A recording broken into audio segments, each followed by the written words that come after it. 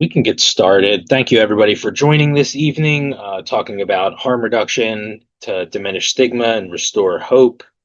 We're really excited for this evening's important conversation. This is a project that's near and dear to my heart. And, for those of you who don't know me, I'm Bob Lamb. I'm the director of programs and outreach for Be a Part of the Conversation.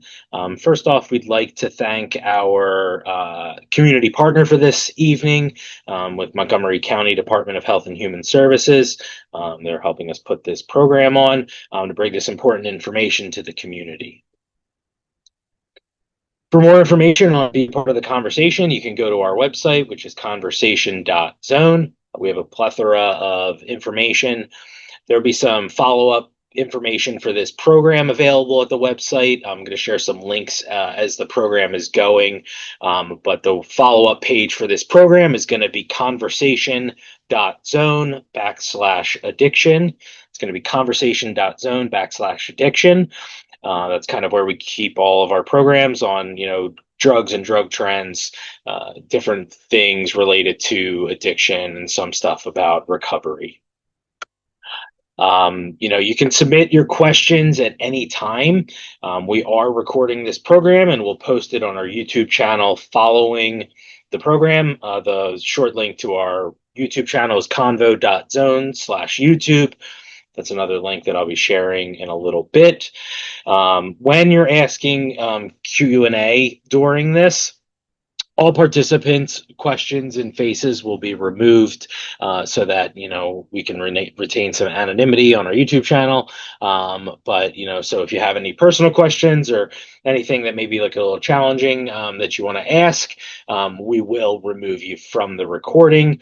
It'll just have a blurb on what the question is, but none of your voice or face will be involved in that question at all. No identifying information. Please take the survey at the end. There's going to be a link that pops up as you exit the Zoom call. It'll pop up in your browser, but there's also a QR code that'll come up. I'll share that again at the end of the program as we're wrapping up the Q&A at the end. We're getting our calendar ready for all of our programs for the year. So our information for all of our community programs like this can be found at conversation.zone/calendar.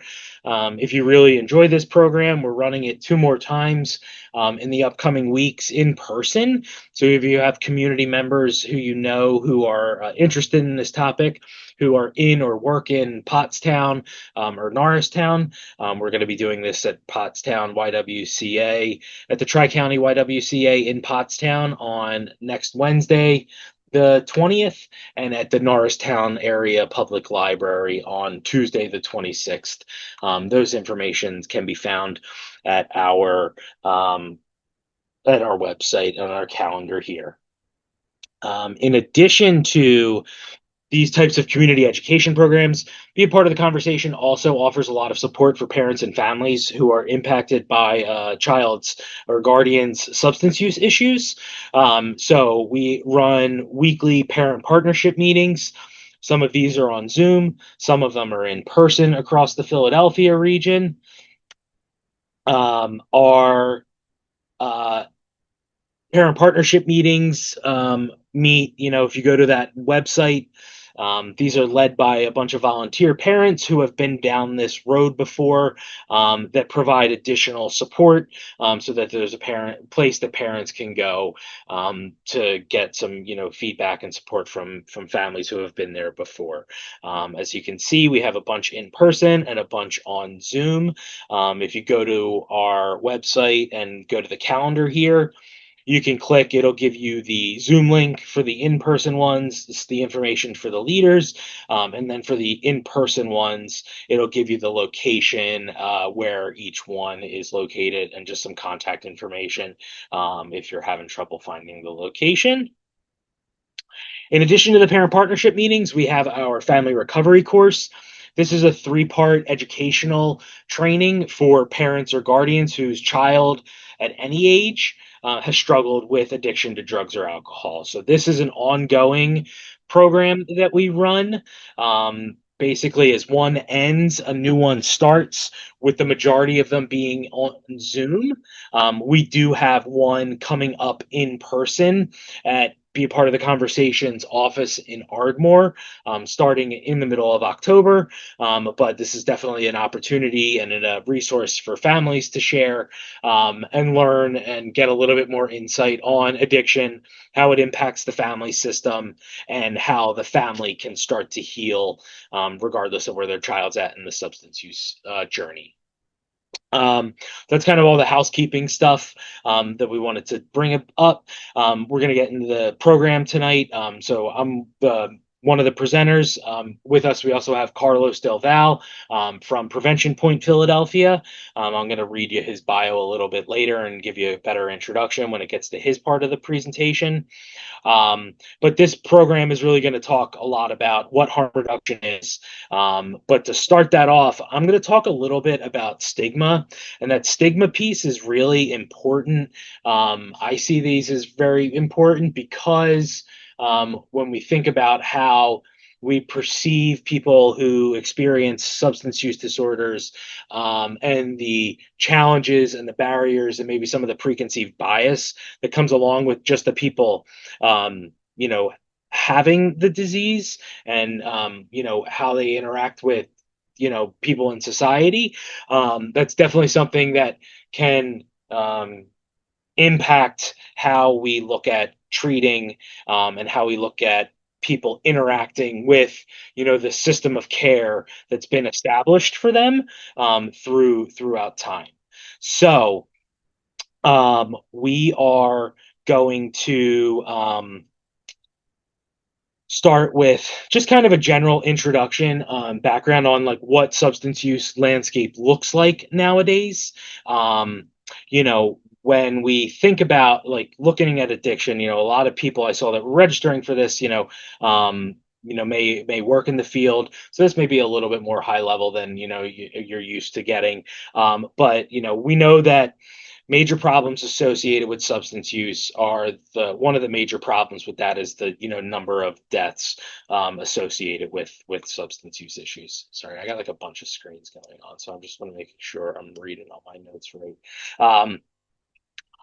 So when we look at the prevalence of substance use, there are, and the National Survey on Drug Use and Health is kind of the gold standard for looking at how we measure like what's going on in the U.S. these days. We know that about 17% of those 12 and over had a substance use in the last year, and we know that 22% of that 17% had a severe substance use disorder, 23% had a moderate substance use disorder, and then 55% were mild based on the diagnostic criteria. So beyond just the people who are dying as a result of their substance use, there's all these people who are living day to day that have these various stages of substance use that may interact with the care system for addiction. When we look at what addiction is, it's a chronic relapsing brain disease that's characterized by compulsive drug seeking and use, and that like despite harmful consequences, which is when we get into what harm reduction is supposed to do, is to mitigate some of these harmful consequences.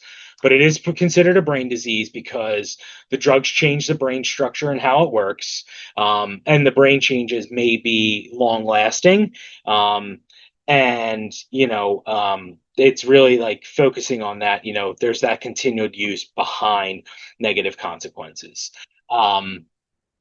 We know that some people may use substances and be okay, and be able to function in society.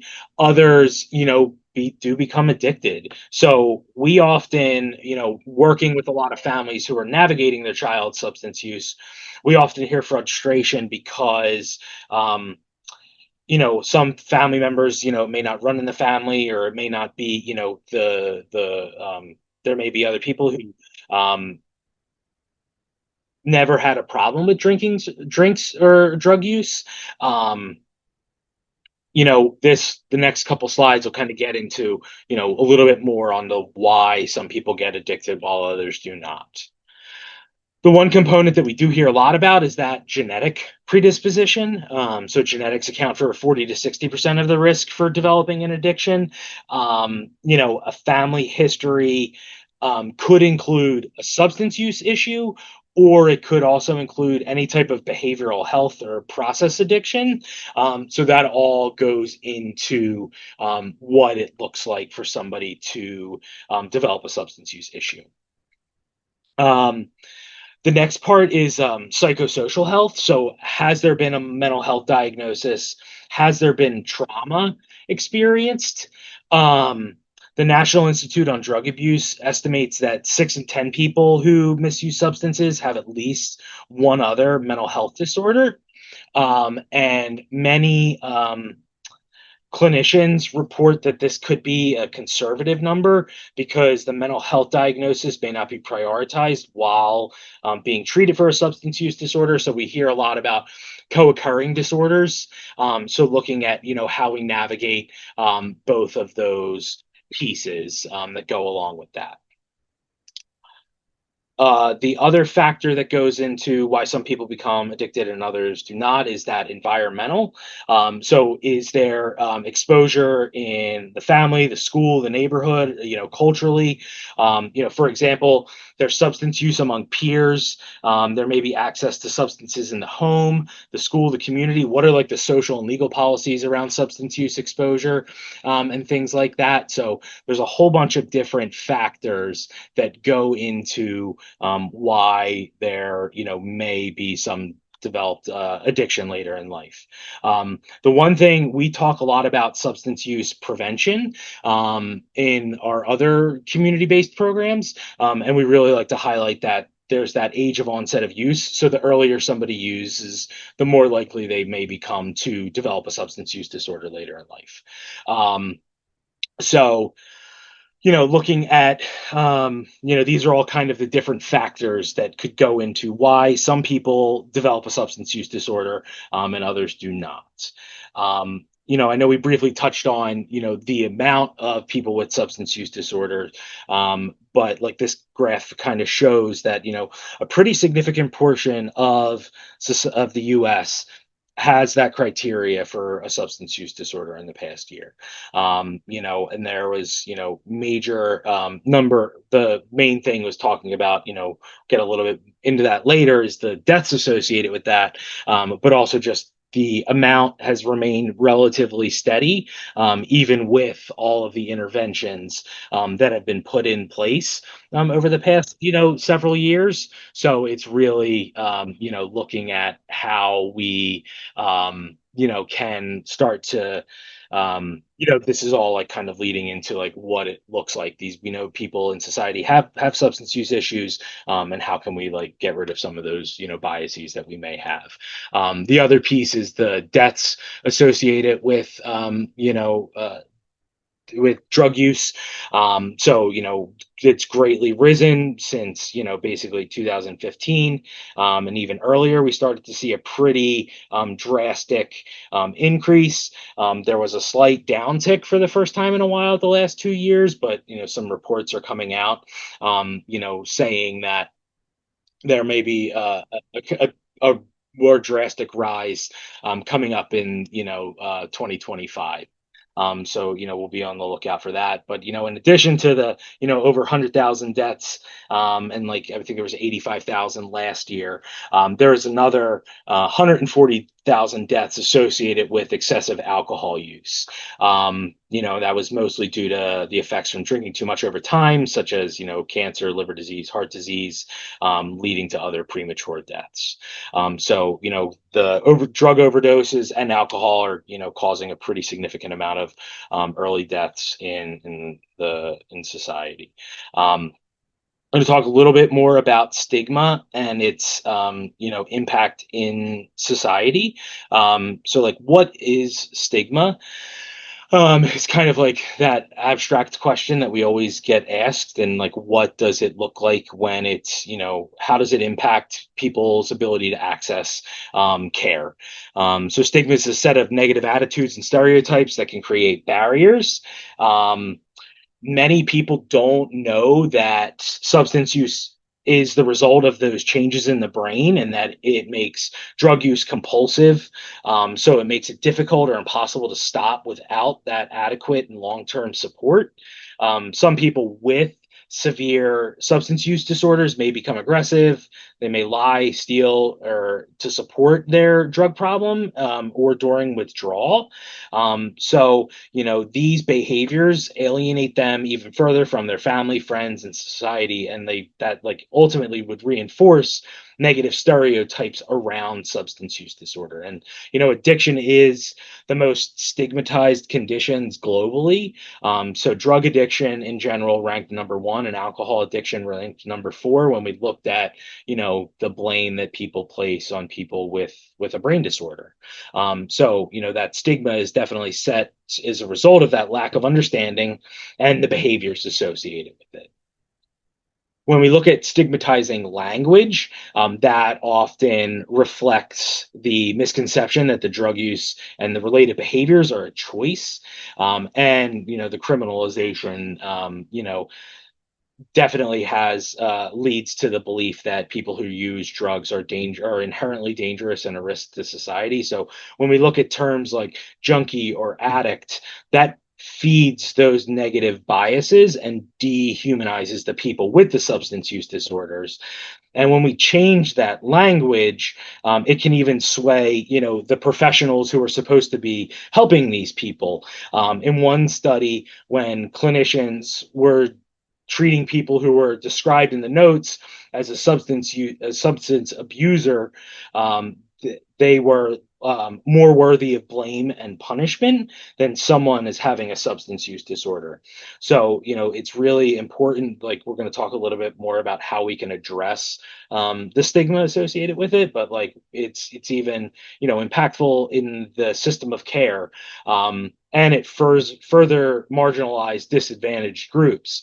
So in the U.S., where there was punitive policies, when they disproportionately affect Black people and communities of color, that reinforces that they're going to be more likely to be arrested for illegal drug use. And we kind of see that statistically when we're looking at, arrest rates and charges associated with that. Um, you know, DARE was a prevention program that was implemented in the 80s to try to address some substance use issues. And, there's a lot of inherent stigma within that. These programs like DARE and assemblies that employ scare tactics about drug use, they've been proven not only to be ineffective at preventing substance use, but they also create barriers to self-disclosure and can be traumatizing to some students who may have substance use issues themselves or substance use within the family. There's a lot of stigmatizing messages within these programs, and there's a lot of language about like good kids versus bad kids. So it further, drives students underground if they are experimenting with substances or curious about substance use. So substance use should not be viewed as a criminal act, but more of that behavioral health concern, and that brain disease that we talked about briefly.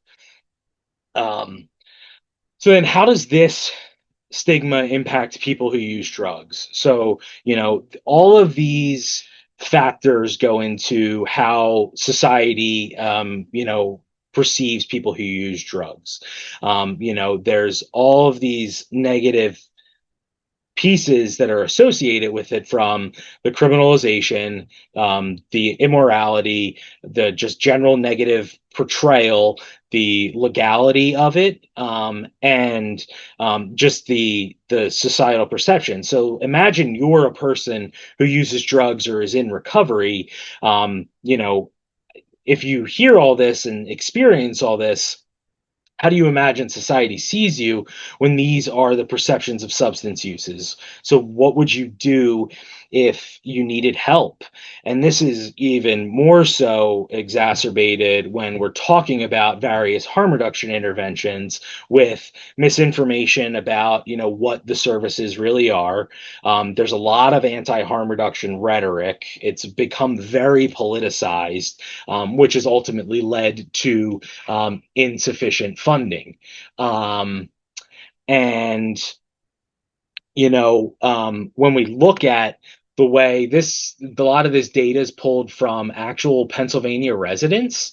Um, this was a survey done by a group that publishes some good stuff on that, and there's a lot of shame perceived uh, with being a person with a substance use disorder and having an addiction. There's a lot of blame and feeling that they are responsible for those behaviors and their use. They're seen as people with substance use disorders are viewed as unreliable and unpredictable. So like these are the ways that people are even like willing to say and respond that like this is how they view people with substance use issues. So it could be even higher. And also there's a lot of blame and that lack of willpower. So they should be able to just stop themselves. They can't get better, even though it is a chronic relapsing disease, that many people do find recovery. On that national survey on drug use and health, we saw that there was 17 million people who had a substance use disorder in the past year, where over 20 million people identify as being in recovery. So obviously, like that's not true, but society views it that way.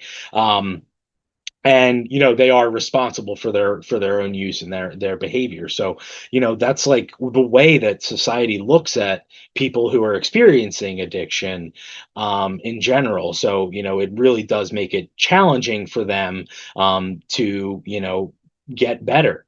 When we look at that, and like how does stigma ultimately affect people with a substance use disorder? It leads them to delays in seeking care. They may not disclose their substance use for fear of like legal ramifications, or that other society, that stigma, and that their blame and the other things. They may, because of the funding impact, they may receive that poorer quality of care. They have reduced access to just general health programs and overall, not only substance use recovery and substance use treatment and support, but also they may not be engaged in other health programs for other chronic disease states that they may be experiencing. It could increase their substance use, and it could get them in that cycle of criminalization. So like all of these things play a pretty key factor in why people delay seeking that care. When we look at stigma and recovery, 73% of people believe that someone who is dependent on drugs and alcohol have a moderate or low or no chance of sobriety, of maintaining recovery. So one of the other things is there's also stigma within the recovery space, and there's stigma against different ways of recovery when we look at like medication assisted recovery. So whether that's methadone, buprenorphine, Suboxone, Vivitrol, those are some of the brand names ones. But like medication is an evidence-based approach to treating alcohol or opioid use disorder with medication. It's not replacing one drug for another, and these individuals are definitely in recovery. Survey results show that when they like looked at some of this, there was views that like 20% were never in recovery, and 52% were sometimes in recovery. So there's still work to do within the recovery community and within the treatment side of things to make these more societally acceptable. The safety that's associated with um, using medication. There's less seeking of drugs that are on this they may be buying on the streets, that they may be life threatening. It's cost effective relative to no treatment or treatment without medication. It reduces recurrence of use. Reduces infectious diseases, overdoses, drug cravings, and it ultimately improves treatment retention, social functioning, and quality of life. So these people are more engaged, and can start to increase their own perceived quality of life when they're engaging in some type of medication and recovery. So what else can we do to challenge stigma? And I think like some of the a lot of this is kind of what Carlos is going to talk about next, but it's really looking at understanding substance use issues and substance use disorder as a chronic treatable medical condition. It is getting people access to naloxone and Narcan, which is the overdose reversal drug. I know Carlos is going to talk about that in a little bit. Expanding harm reduction practices, and educating healthcare professionals. I think as we could see from the previous slides, that there's stigma within a lot of different communities that can be beneficial to provide additional education to. We really want to use destigmatizing language, and share stories and sympathetic narratives, and address some of the systemic discrimination for communities that have been more impacted by the substance use problems and things like that. And my references are here for that you'll be able to get access to after that. So that's my part of the program tonight. And we got Carlos coming up next. So Carlos Del Valle has worked at Prevention Point Philadelphia since 2018 and is currently the Community Relations Coordinator. In this role, he engages in diverse communities around harm reduction, providing education regarding the risks associated with substance use. He also leads Prevention Point's Philadelphia efforts to give back to the Kensington neighborhood by organizing block cleanups and grocery deliveries to families. Carlos also leads Prevention Point Philadelphia's Men's Night, a weekly event where food, services, and support are offered to people of all genders with open discussions geared towards men's issues. Prior to this role, Carlos worked as an overdose prevention specialist, conducting group overdose reversal trainings throughout Philadelphia. He additionally continued targeted outreach in communities most impacted by the unfolding overdose crisis by recruiting and training a community overdose response network. When Carlos first arrived at Prevention Point Philadelphia in 2018, he worked as a housing specialist, helping manage the meal service, community residence meetings, and helping residents engage with local resources. Carlos has reversed over 800 overdoses. He has skills in community outreach and engagement, group training, emergency response, client de-escalation, group management, and data management. He spends his free time reuniting individuals with their families, distributing food in the community, being a father, and trying to create a more caring world. So with that, I'm going to turn it over to Carlos. Thank you for those kind words, Bob. Thank you, everyone attending. I've been here for 8 years, and I'm going to share with you just my personal experience on harm reduction. What is harm reduction?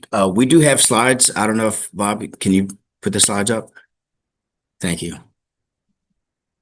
Harm reduction, to many, doesn't look like a lot. We have folks who come from various counties all over the U.S. This photo right here is a photo of myself and my daughter. Thanksgiving Day, I want to say 4 years ago. We like to meet people where they're at and get them to the next stage of their life. As you can see, I have a line of participants there. There was a family that arrived who owns a restaurant, and they wanted to give out food, but they had no way of giving out food to this population of people that we serve every day because they were upset that they swarmed the cars. And I told them, I said, if you were hungry for a few days, you'd probably be the same way too. In this role that I'm in as an overdose prevention specialist and community relations coordinator, what I'm trying to do here at Prevention Point is kind of integrate the community and families all over Philadelphia and just show them the humane aspect of this. We have folks who are coming from all parts of the U.S. and are getting trapped down here in their addiction. And I see this as community because a lot of people are frowned upon in their communities because they don't understand the horrific wounds that xylazine presents. We have a lot of people who are not only dying from overdoses, but I would compare this to a slower cause of death. And this is a more costly death. What I mean by this is maybe 5, 10 years ago, folks might have been more functional. Now I have folks who are so depressed and you see it on their faces. And the only time they see community is when they come to places like Kensington, where they know they can get a cup of coffee, no strings attached. They'll get a warm hello, no strings attached. In their own communities, they're frowned upon. So uh, the doctors who are writing the prescriptions, they're no longer writing prescriptions, and now they're coming to neighborhoods like Kensington, Philadelphia, and they're buying their drugs off the streets. In doing so, they're playing Russian roulette because the drug supply is tainted with so much uh, animal tranquilizers. And this is more of a costly death, something that we haven't seen before. So there's a great population of people in this city alone who are walking around with wounds, uh, a lot of amputees. And if you just could imagine that in their own very neighborhood, how that would look. So what does it do? It sends them in places like where I work at. Why? There's not a lot of resources in other parts of Pennsylvania, let alone the country. So places like Kensington is where a lot of folks will travel to just to get their needs met, just to get connection to services such as housing. And by doing so, what we typically try to do is we show them overdose prevention techniques that to some might seem strange. Something like telling someone, "Hey, listen, if you're going to use, I need you to I need you to not use alone." That sounds crazy. It's a set of practical strategies aimed at reducing the negative consequences of drug use, like it's saying here, by emphasizing safety, dignity, and autonomy for people who use drugs. If I want someone to make somewhat of a change in their life, up until the moment that they've met me, they've went to a dozen treatment facilities. They've been spoken to by their families hundreds of times.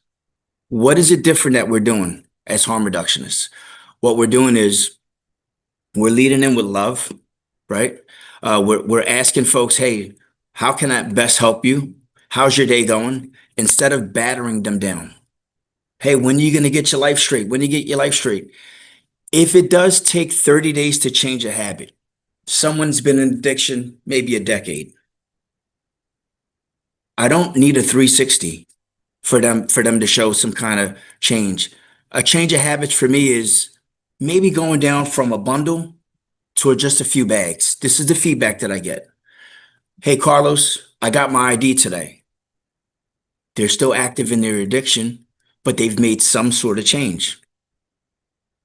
"Carlos, I finally reunited with my son and I spoke to him for the first time in 6 years." That's sort of a change. Society will have it to where we want to push recovery the first chance we get. Realistically, these are unrealistic hopes that we have for folks. Unrealistic. What we do is we meet people where they're at and get them to the next stage of their life. If the next stage of their life is acquiring an ID, uh, getting them connected with housing, applying for SSI, eventually, in a dream world, we want recovery. But right now, we have to take these steps, and we don't want to win them over in ways where we shun them out by saying, "Hey, we need you to go to treatment today."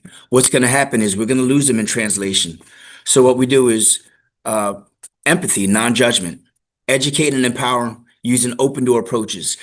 I push Narcan so much in the city, and the average user can't stand it. Why? It's equivalent to pure hell in the average user's repertoire. So what I do is I teach people the difference between someone who is sedated versus someone truly overdose. So a lot of times I spend a lot of my days just checking up on people. You've heard I have 800 non-fatal overdoses. I have thousands of people who I just checked up on and I realize, hey, this person has an overdose. All I'm trying to do is spread that education throughout this whole city. And in doing so, I might win over some people that might say, you know what? I think today's the day. But even if today's not the day, how can I let you lead a healthy lifestyle if you are going to continue to use? Some folks are going to continue to use no matter what we do. All we're doing is we're creating an atmosphere where they can safely give us feedback, and we're going to give them supplies in order for them to safely use.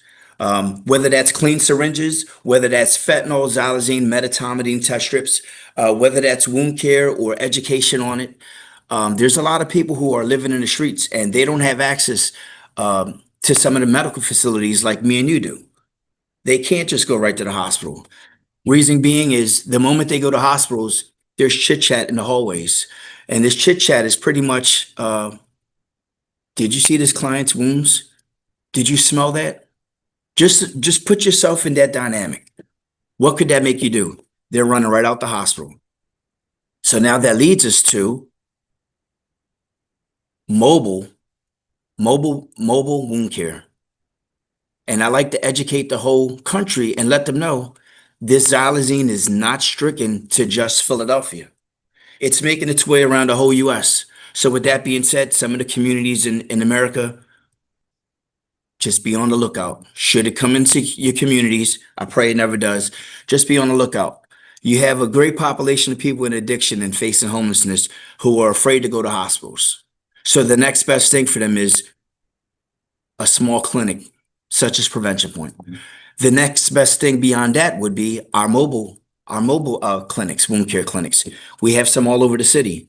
What we want to do is we want to get people the help that they need so we keep people alive. Next slide, please. We try to get people who say no to say yes or maybe. In this slide here, we have a gentleman, I'm not going to say his name, but he's an amputee. He was shot in his neck, and unfortunately, he was wheelchair bound for the rest of his life. He was kicked out of various septic stations, and this photo here is in the heart of winter. It's probably November, and it's unfortunate that there aren't as many shelters in Philadelphia that are wheelchair accessible. So this is what we got going up, right? We've got people who are on the streets of Philadelphia who are looking like they're overdosing, but they're just sedated.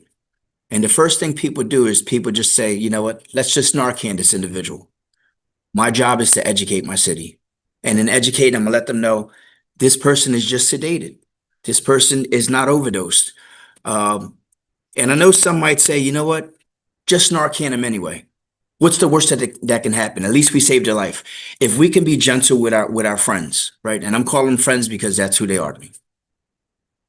If we can be gentle, what's it going to do? It's going to show them that they have caring, compassionate folks who would take the time out to see if they were actually overdosing. And what do you think that could lead to? Maybe a walk in the door someday for treatment, maybe. Maybe they might want to say, hey, Carlos, you know what? I'm going to take you up on that offer, and I want to start testing my drug supply.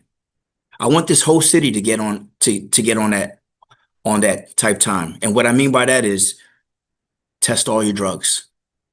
Test every substance in Philadelphia. Just imagine if we started doing that. Look at the younger generation coming up.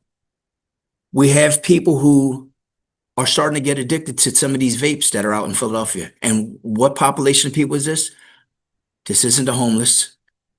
This isn't our normal folks in addiction. These are the younger Black and brown population that we're dealing with. I truly believe that this whole city, the drug supply is tainted in various ways. And all we try to do is just educate as much as we can. Next slide, please.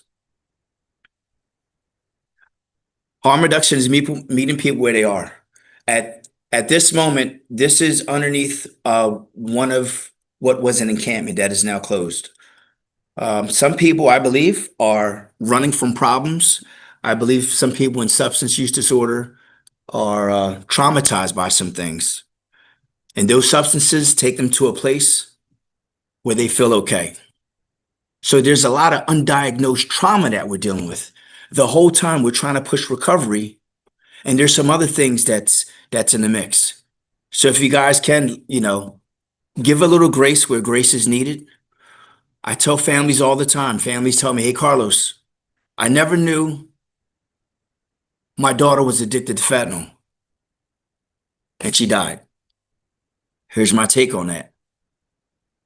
Your daughter was taking prescription drugs given to her.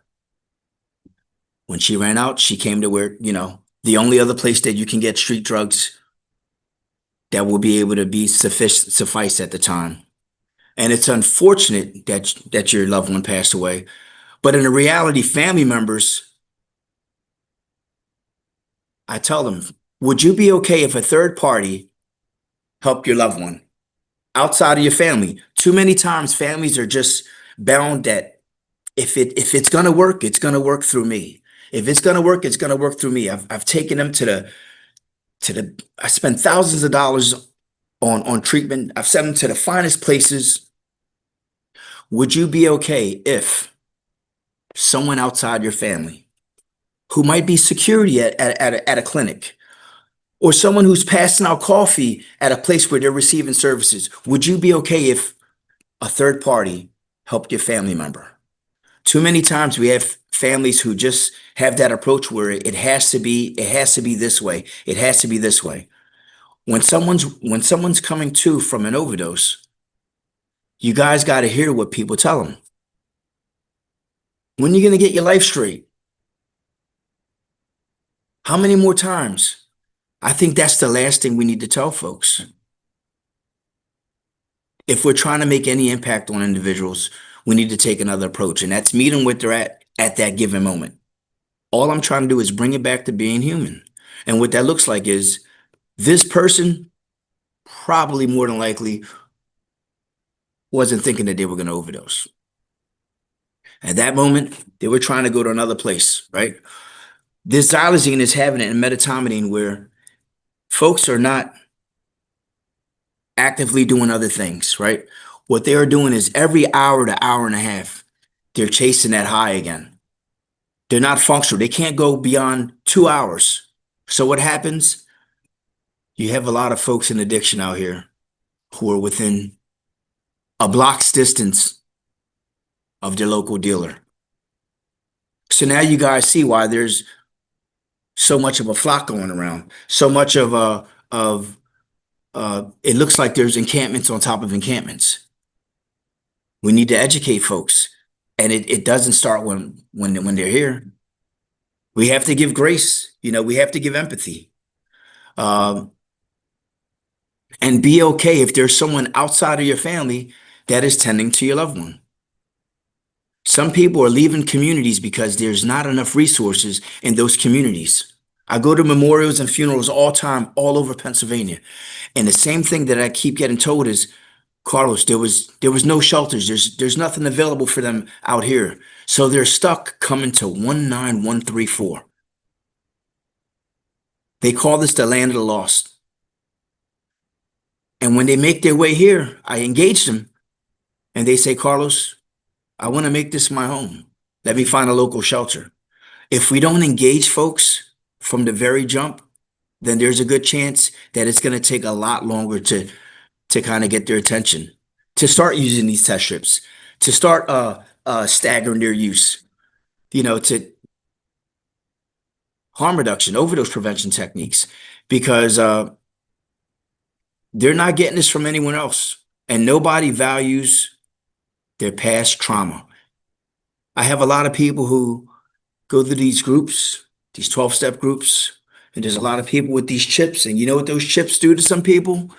It scares other people. It scares them where they say, you know what? I can't deal with this because there's a good population of people who are almost like bragging.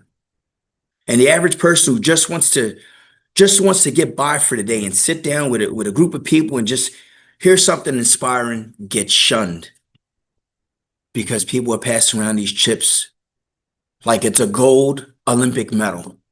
Put yourself in their shoes just for a hot second. We're dealing with a population of people who are underserved, homeless, underfed.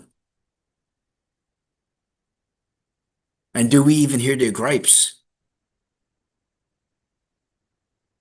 Some people go to treatment. And if they're facing homelessness, when that 30-day stint is up, guess where they go when they're done?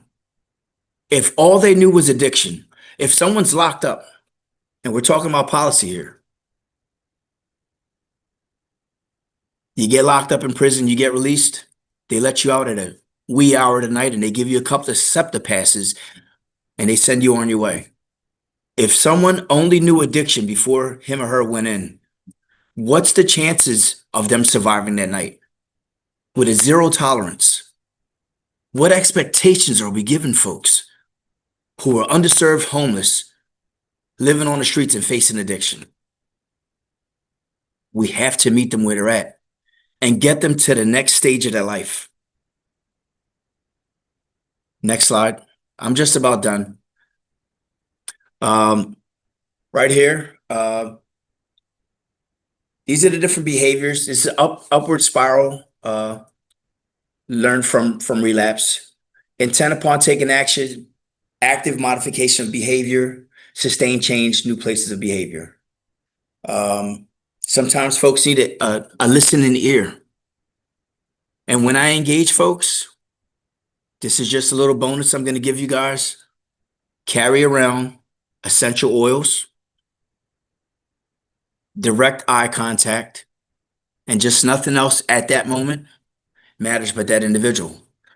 You'd be surprised how folks will open up.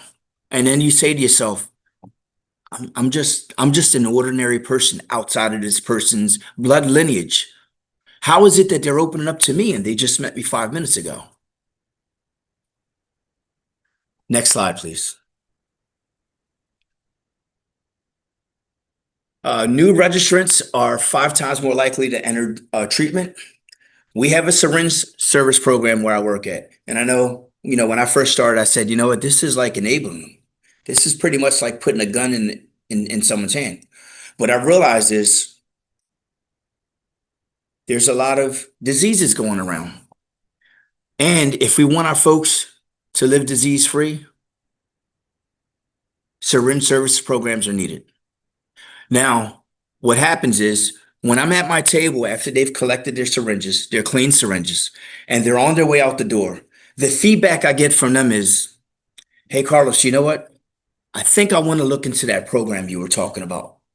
Hey, Carlos, can you tell me what these wounds are coming from? You see, this feedback, we need it. Right now, we don't have the resources that we ought to have because xylazine, just a few years in, and look at the damage that it's done. I'm getting the feedback from the horse's mouth, from the people we serve personally. So now what happens is, if you eliminate some of these resources and ways that we have an open door approach, we won't get the necessary feedback we need to deal with this. So then we're lost doing this. People who work with a nurse at an SSP or other community-based venue, they're more likely to access primary care than those who don't. If I'm to put someone who is doesn't like hospitals, can't stand authority, and we're talking cops, we're talking EMTs. What we're doing is we're not babying them, but slowly but surely we're reintroducing them back to society. What that looks like is, hey, come see my wound care nurse. Get your wounds dressed. This stage starts as early as street-based wound care in front of people. I want society to see that there's folks who are scared to go in hospitals because the stigma attached when they arrive, and they're not going there to get high. They're going there to get their lives together. And then they get shunned out the door because chitter chatter. The frowns that people make when they see these wounds. It's almost best that the people serving these folks should come from experience. That's all I have to say. It's best if we have folks who are experienced doing this kind of work to deal with this. If you want someone great at outreach, hire someone who went through homelessness and suffered in addiction for years. Those would be great candidates to do this kind of work. Because it's unfortunate. We have plenty of volunteers who are coming from schools, and those are the main ones who I want to educate because someday these folks are going to be treating our friends. And I would hope that they give them the dignity and respect that they deserve. That's my time. Thanks for sharing, Carlos. I really appreciated that, Yep. everything you had to say. Just a reminder, if you did want to ask any questions or engage in any conversation, we can always remove you from any questions you may have and go from there.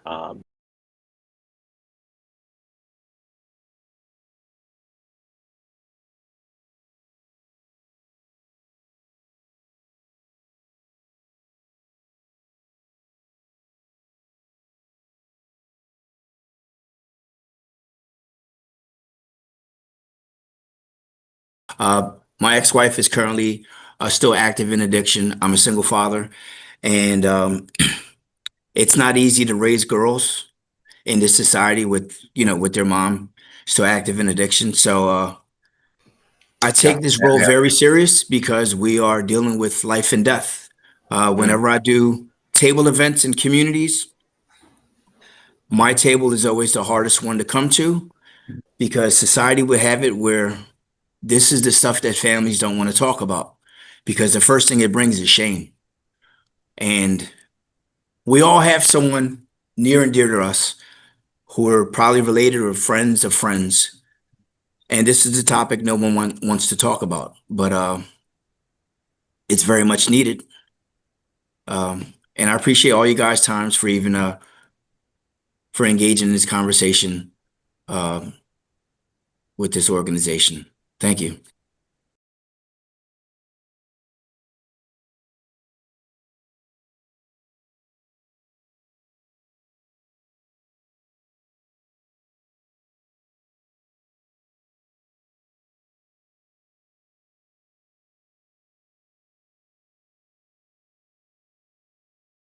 Okay. First and foremost, I appreciate you for sharing. I know that that takes a lot out of you. Um, you don't think he's thinking some of the same things? I know a lot of folks who feel so much shame and they don't know how to approach their own families. So the moment they start getting their lives together, they kind of become a recluse because they're like, I don't know how they're going to accept me anymore. Right now, your son has a lot going on for him, and I don't even know him. He's been locked up a decent amount of time where he has zero tolerance. He's got his weight back, and I've never met him. He Yeah. has more of a clear mind. If he came out a year ago, you see what I'm saying? When he comes out, you have to have a support system put in place before he comes out. First thing I would tell him is, I'm so sorry. Try to be as understanding with him as you can be. Now, a lot of the stuff that you might have been upset about, if you are to go into the next stage of his life with him, I need you to understand that he is not the same person. He's might have done some things that make him feel horrible to his loved ones, to you, to himself. Imagine how he must feel. If he came home too early, he wouldn't have the mindset, the clarity. So maybe being locked up a little bit longer is necessary. The support he needs is he needs folks around him who aren't going to throw stuff back in his face, who aren't going to remind him of the atrocities that he might have done to some folks.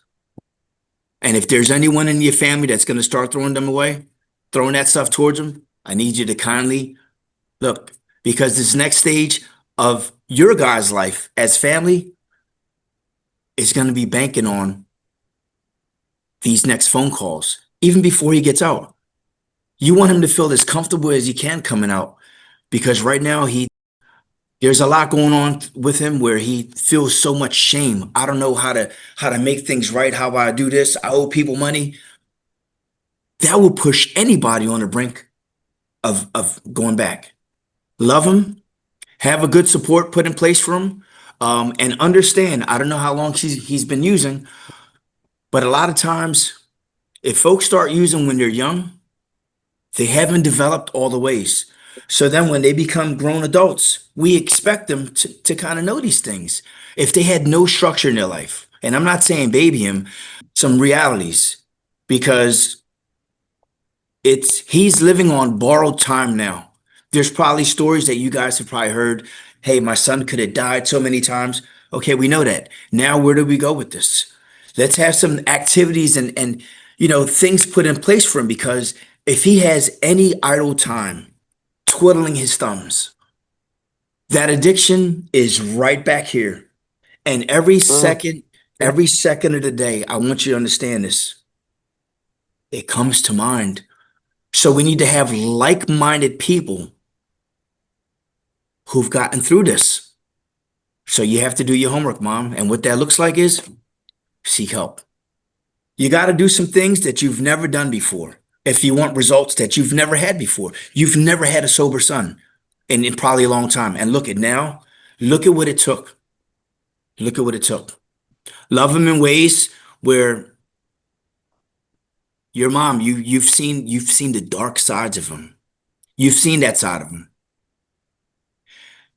He's not going to be the same because he's went through so much stuff. And a lot of times these drugs will have it to where we're not the same. It's a chemical imbalance. And a lot of times when someone overdoses, they're not given proper oxygen. So what happens? Some memories are gone. But we got to just bring this back to the drawing board. No crazy expectations. Keep your son occupied. Keep your son occupied. Work. Don't have it to where you're babying him. Oh, I know I need to. We welcome your son back into society. Do some things you guys have never done before. If we keep dwelling on his recovery, it's going to be like a book report, like a school book report from him. He's going to feel like he's studying. Love him. Love him. Surround him with good people who've been where he's at and will support him.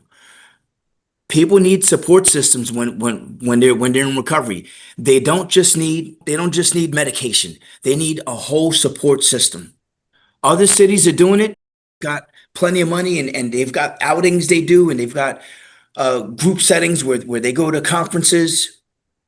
Some of us live in rural parts of Pennsylvania where it might just be us with our loved ones. Please don't bring up the past to him. It might send him back down.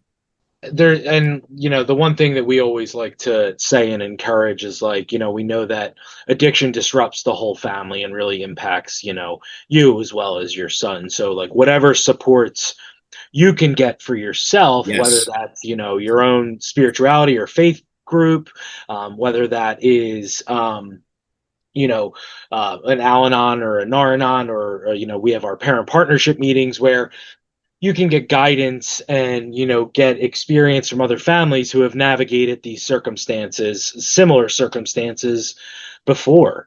You can learn a lot from other parents and other families who have gone through this before.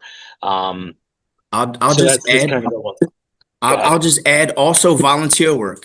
And volunteer work might look like you go on social media and you might see mutual aid groups. You might see a community organizer who is putting together hygiene bags for folks who are homeless. What that does is it kind of puts you where now you're gaining more understanding because you're seeing that the needs of folks who were like your son at one time. I have families who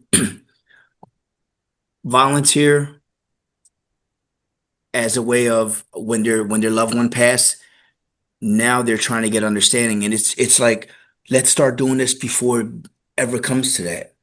When they're facing addiction, it's the hardest things for us. And I'll just add one thing. What I've with my experiences, when it's like an adult, when it's the woman of the family, it's a trickle down effect. When it's a kid, it's very costly.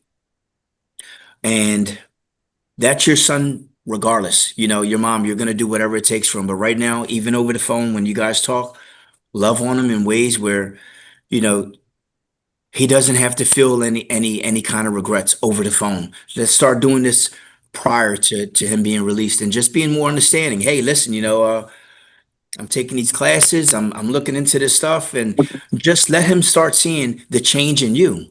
And also for yourself, I want you to have the support you need because it's not easy. Addiction affects everyone in the family. Everyone in the family. It's a shift. And this one feels it, that one feels it, from the top to the bottom, everyone feels it. And they're dealing with it in their own ways. Pay attention to each other. Pay attention Right. to the small changes in one's life, how it's affecting them. Because it's not only affecting you, it's probably affecting, like, if he has siblings, you know what I mean? And Yeah. if you can't to sway, you know what I mean? It's okay. Your son just really needs just one solid person from his family riding with him. That's all he needs. And just love on him in ways where you don't bring up a lot of that stuff from the past because that, God forbid, he goes right back. That could send him back. We did get a question in the chat that I think, Carlos, you'll be more appropriate to answer. How do you tell the difference between someone who is overdosing versus someone who is just snoozing on their high? All right, so I love this question. So, let's say someone's sitting up in their chair and they're just nodding, or someone's standing at a bus stop. If they're standing, there's no way that they can be overdosed. But I tell you this, if someone is, we'll talk about the comfort of your homes, right?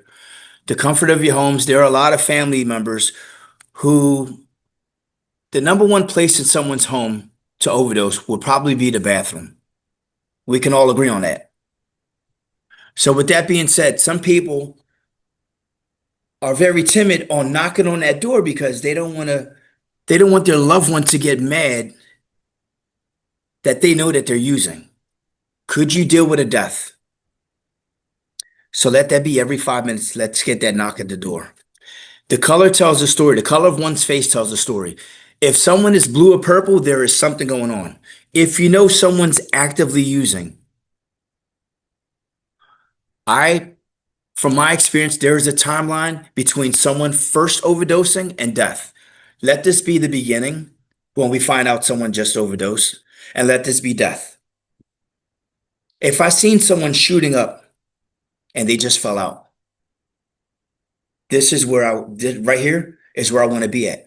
I want to engage them here. I don't want to delay and wait till around here because 95% of people will walk past people on the streets because typically they believe that that is not their problem. They did not get them there. That's not my worry. But I want you to look at the color of one's face. Blue, purple, or gray, there's something going on. Look at the rise and fall of their chest. Now, if someone just overdosed and you're there with that person and you're reversing the overdose, the chances of survival are through the roof if you have Narcan and you provide rescue breathing. The current drug supply, xylazine and metamethadone, prohibits people from breathing on their own normally. So it might slow up their breathing. Instead of one every 5 seconds, one every 6 seconds, their breathing may be one every 12 to 13 seconds. If someone is an overdose, but their breathing is off, no Narcan's needed. We just need to give them rescue breathing. Now, what that looks like is one breath every 5 seconds. And we're going to continue that until their breathing comes to where it needs to be at. Typically, what I like to do with people is I nudge them on their foot with my foot. If this is just somebody laying out on the streets, if this is your loved one and someone is overdosing on a bathroom, on a toilet, if someone is laying in their bed, we need to get that individual off and put them on the floor. Because if we need to do compressions work best when it's on a flat surface. The color of one's skin, to answer that question, tells a great story. And And what we should do is our ABCs. We're gonna stimulate them two ways. Verbally, as loud as you can be, I need you to yell at them and say, if you don't wake up, I'm gonna have to Narcan you. I don't need you to tell them, I need you to yell that. The purpose is the average user knows that that Narcan is equivalent to pure hell. If they're just sedated, that will wake one person up and have them hauling, running for their lives, because that puts them in precipitated withdrawal, right? Now, the next stage I would do is I would stimulate them painfully. So first is verbal. Wake up, I'm the Narcan you. Second, we're going to create a little bit of pain right here. We could create pain by pinching their nails. We could give them a pinch underneath the arm. Each time you do these things, I want you to let that person know, him or her know, what you're doing. Reason being, a lot of people who we deemed are overdosed, they can still hear everything going on around them, right? They know what's going on. They might just be sedated. Now, I'll ask you, if you had a horse that competed in like the Kentucky Derby, right? And afterwards, it's going to go to the vet and it's going to get its shots and it's going to be sedated. When that horse arrived at that vet, would we wake that horse up with Narcan, a sedated horse? No, we'd let it wake up on its own. Well, the average person experiencing homelessness and is out on the streets, they can't wait to wake up on their own. Why? They're sedated for up to several hours. During that time, they're probably being robbed, sexually assaulted, and they're laying in an uncomfortable position. So if you guys ever found someone who had the color of the skin and their breathing is normal, I would like for you guys to reposition them in a recovery position. Let them know you're doing that. Give them a good nudge, stimulate them verbally or painfully, and when they come to, they'll be thrilled that you took an extra step to see if they were overdosed. Because everyone out here does want to save lives, but they're so Narcan happy that they think that the first instinct is, I have to use Narcan. I have to. This is xylazine in the drug supply. It's taking the place of heroin and it's letting that high take on its course so it feels like it's heroin. But in all reality, it's just sedating them for hours. Total overdose, you're going to see the face, blue, purple, small pupil. The pupils are very pinpoint. Slow to no breathing at all. Very unresponsive. Someone who's sedated, what I would like you guys to do is, if they're laying in an uncomfortable position, to me and you, if we were laying down, we'd know that if we had our arm behind our back, that would probably hurt us. Imagine laying there sedated for up to several hours. When that person comes to, there's a lot of blood circulation that was cut off. What do you think happens to that person who was just sedated and wasn't overdose? This is where the amputees are coming in. This is where the coloration of one's fingertips from using, right? Or laying in an uncomfortable position. So even if someone isn't overdosed, let's just prop them in a recovery position. If they're able to sit up on their own, put them against the wall, sitting down. Never seat them on a chair. You want to put them in a recovery position towards you, prop them up in a way where they won't move, and gently pat their back, just like you would do a baby. Paramedics might be on the way. What you're doing is you're extending their life while paramedics are on the way. And you're having them face towards you in a way that if you were alone by yourself, your point of view would be to the general public to come get help. So always, if they're not truly overdosed, just try to get them in a recovery position, face towards you, gently pat their back the same way you would pat a baby to sleep, and just monitor them. Usually what we do are our ABCs, airway, breathing, circulation. If they're laying flat down, we're going to check and see if there's anything in their mouth. Simultaneously, you're going to listen for their breathing. You're going to feel their artery to see that it's a pulse, and you're going to be looking for the rise or fall of the chest simultaneously every 5 seconds. It sounds like a lot, but in a crazy intense situation like this, Your senses, believe it or not, are at their peak. And more importantly, stay calm. Uh, if you are dealing with your loved one, everything I just said, you're probably going to be more than likely emotionally attached. Just know that if you're there responding at a decent amount of time when they supposedly just overdosed and you're doing everything I told you, the chances of survival are through the roof. And I know what a lot of people are thinking. Does Narcan work on xylazine or medetomidine? Rarely do we know what combination of drugs people take. But if you do the steps that I just told you, airway breathing circulation, stimulate them verbally and painful stimulation, if they are truly overdose, you'll see. Um, any other questions? And I hope I answered your question.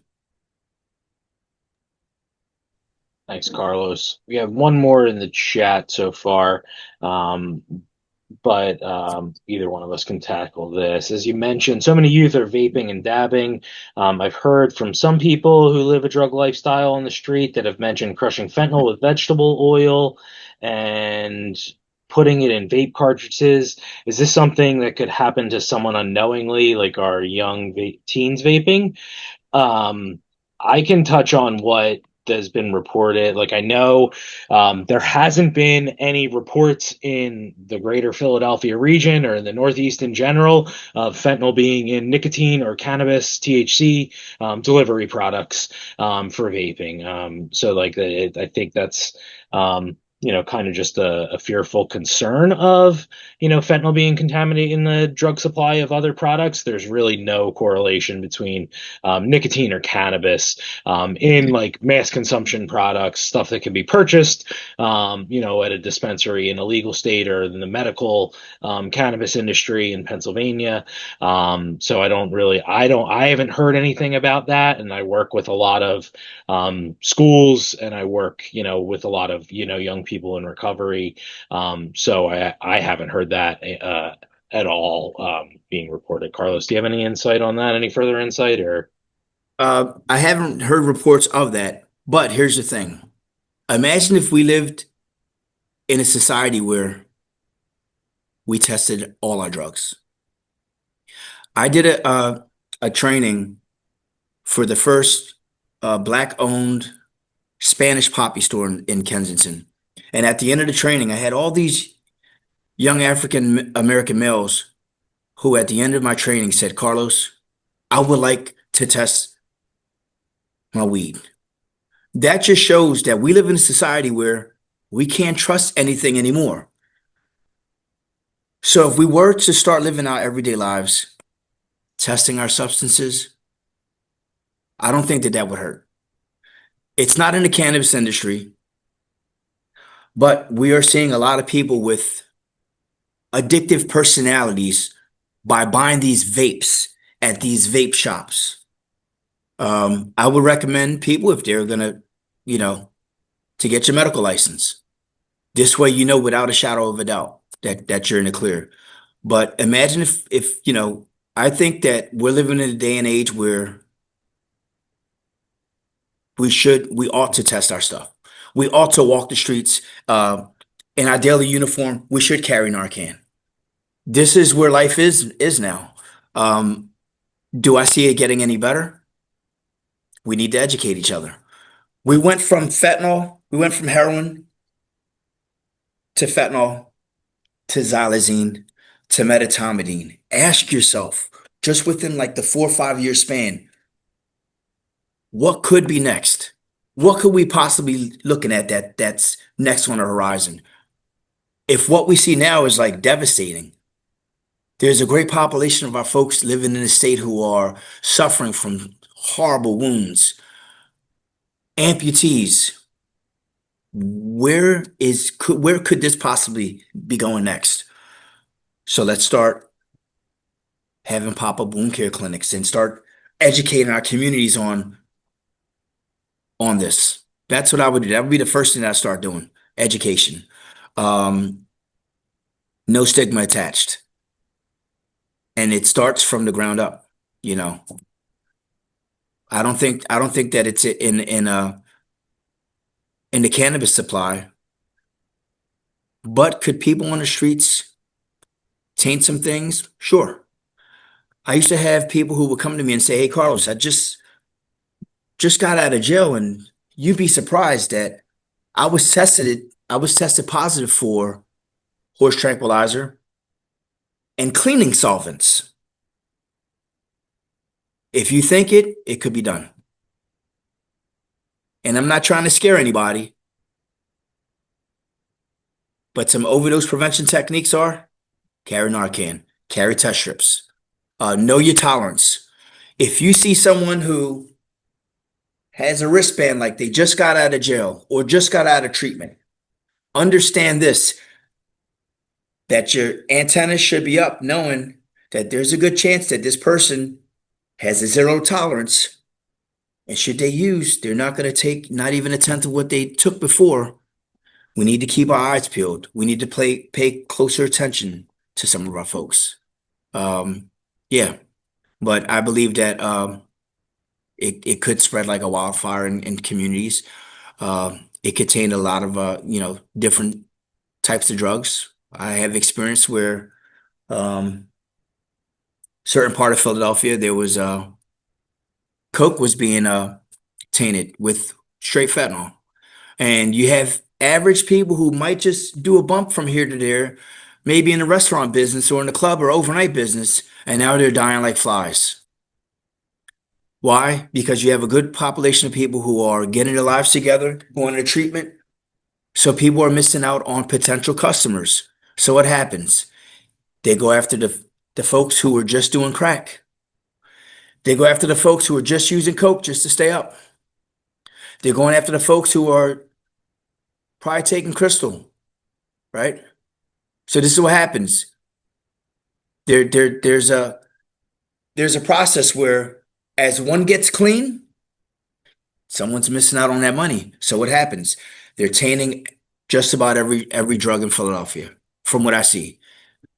So, and what's to say that someone doesn't come from this neck of the woods and brings it up to other parts of Pennsylvania, where they can get it for dirt cheap in certain parts of the city. We need to educate our folks and on our body every single day. Leave the home just like you would with your keys and your phone. Leave with Narcan. If you know folks who are using drugs, gently tell them, "Hey, listen, I think it's a good idea if you just start testing your stuff." Bring those conversations up. We need to start having these conversations and stop avoiding them.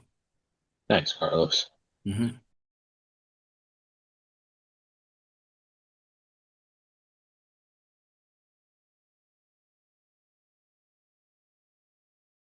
So right now, my daughter's 13, due to start high school next year. And that worries me because everything we do as parents, you know, we've got social media, we got everything besides us trying to influence our loved ones, our kids. And what are we pouring into our kids? The reason why I train my kids have reverse overdoses.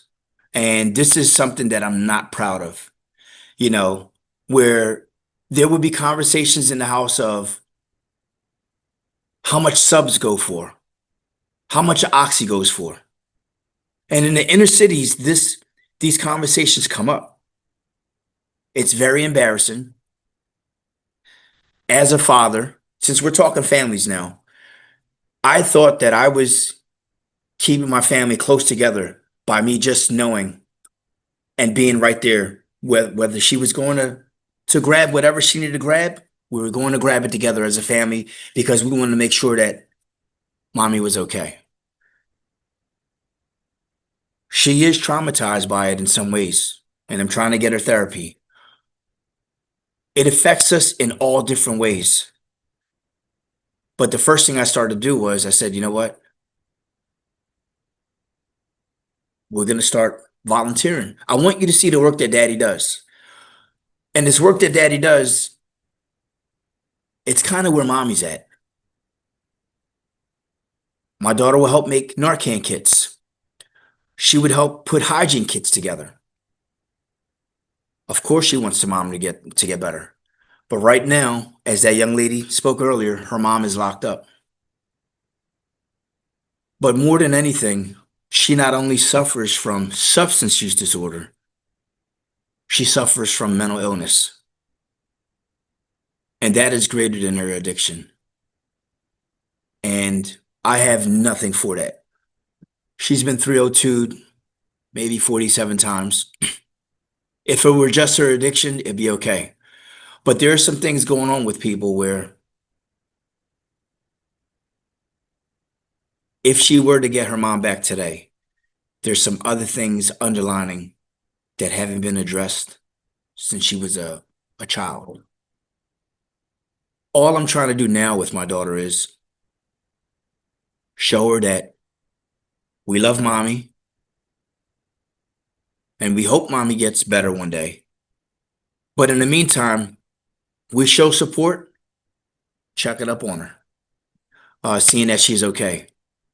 Because she is locked up right now, all of my children, you'd be surprised, they're actually happy because they know where their mom is. You know how sad that is in reality? For your kids to be okay with their mom being locked up because she's on earth another day. I don't have answers for everything, but I would just talk to your kids. A lot of people, what they do is they keep the loved one. I hear a lot of times where folks out here, oh, my wife took my kid. I'm never going to see him again. You have to protect your children no matter what from a lot of this stuff. We don't like when someone's in the house using, having syringes around open, having drugs around open. And it hurts to give that kind of tough love where it's like, you know what? You can't stay here no more. But where are they going to stay? What else is put in place? And you're going to have to go down some roads where you thought you'd never go. You might have to call up shelters. You might have to go to some places where you thought you'd never go to get some of these resources. But it has to be done. That day that we were out, me and my daughters were out giving out food. That was when she was about 10 years old.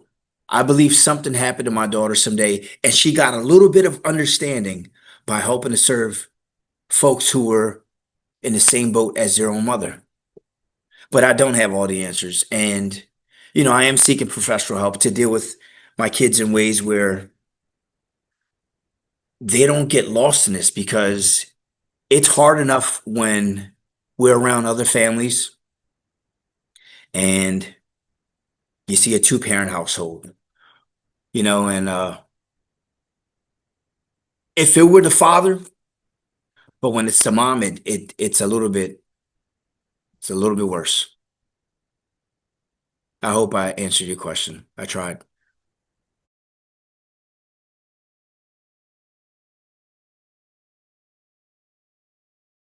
Thank you.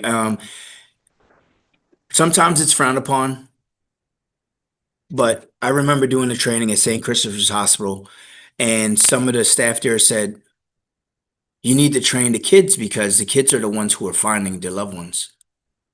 Out here in Philadelphia, where I work at, you have 15 and 16-year-olds who are receiving the groceries, who are making dinner and taking care of their younger siblings because the family members are out in the streets. So yeah, we need to train up this younger generation because um, just like any virus, this is spreading at an enormous rate, and we need to educate and down from the bottom on up. Thanks, Carlos. Just want to be conscientious of time. We're a little bit past 8:30. But I can hang on a couple minutes if anybody had any more questions. If not, we appreciate all of your time, everybody's time. This will be, this program is being recorded. If you did ask any questions, we'll remove your stuff, your name and voice from the recording. Um, but we'll have some additional resources, including my slide deck on Stigma. Carlos is on there on the website. I sent some links. If you or your family is in any need of support, feel free to reach out. But we appreciate everybody's time this evening. So yeah, thanks again, Carlos. I really appreciate all you do and all your insight. Thanks. And I'll be in Pottstown and Norristown at the next couple of engagements over the next couple of weeks. Hope to meet Yeah. some of you. Well, thank you for joining, everybody. And yeah, if you want to take that survey, we'd appreciate that. That provides, feedback to the funders, who ultimately, helped us put this program on. And we appreciate everybody's time. And if you ever need any resources, our website's got a lot of stuff on there, especially how to get free Narcan in your communities. Pennsylvania has a really good distribution system. If you need Narcan in your home, we have a lot of different things. So feel free to reach out to, myself, Carlos, if you have any questions. But thank you again, everybody, and enjoy the rest of your evenings.